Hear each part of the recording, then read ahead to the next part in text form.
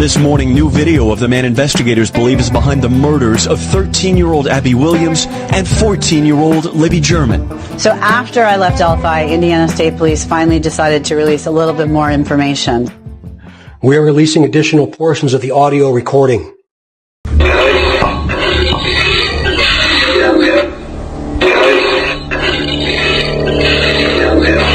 We are also releasing video recovered from Libby's phone.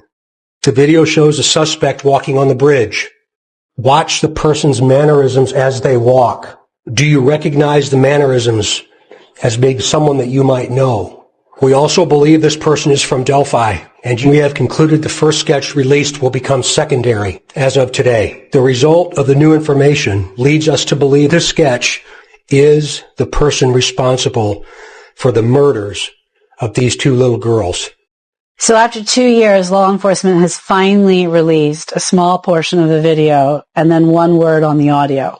And that's in addition to a brand new composite of the alleged perpetrator. So what is it that the public is supposed to take away from this? That the old sketch was absolutely irrelevant? That it was a bad sketch? That it had nothing to do with the crime? I think that ISP and Doug Carter think that by holding a press conference like this and releasing just a little bit more information that the media and people like me are going to back off. That's not going to happen because since I left Delphi, I found more. I hesitated as to whether I should give out this information. I've honored law enforcement up to this moment. But 2 years into this crime scene and based on that presser, I think it's time for the public to know as much information as possible about this crime. It needs to be solved. We are almost a decade in, and we still don't have an accurate timeline. I want to ask if you understand the problem with that, but you do. You understand the importance of timelines. If you have any other useful information that you've inexplicably held, honor law enforcement despite the fact that they have dishonored the entire public and these girls and their families, please release it to someone who will not paywall it or copyright strike other people who document it or share it or critique it. Some of us have actual questions still.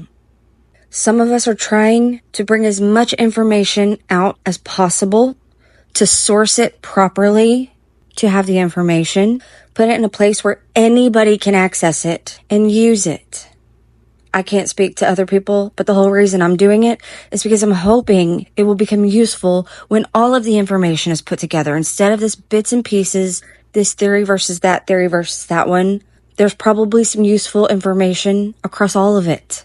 We need it in one fucking place so that everybody can access it. And instead of everybody digging their heels in on certain theories, we can continue identifying what we still don't actually know. All that trial did was confirm to us that they never had anything more than speculation against the man in custody. I don't know how you're not going crazy because you said that the thing that drives you is all the unanswered questions. This trial gave us more questions than we had before. And we're still relying on people who are doing, at this point in time, we've got fucking transactional journalism going on. Transactional and access journalism. That's what we're relying on. These families clearly did not have someone explaining to them the process. They think these defense attorneys are out here running around trying to throw anything at the wall to see what sticks, as opposed to holding the state to their actual burdens of office. And they obviously don't have anybody else explaining the reason these things matter. They deserve the kind of peace that only comes through solving the crime. They didn't do that. If you have anything else that you can share with the public, please do.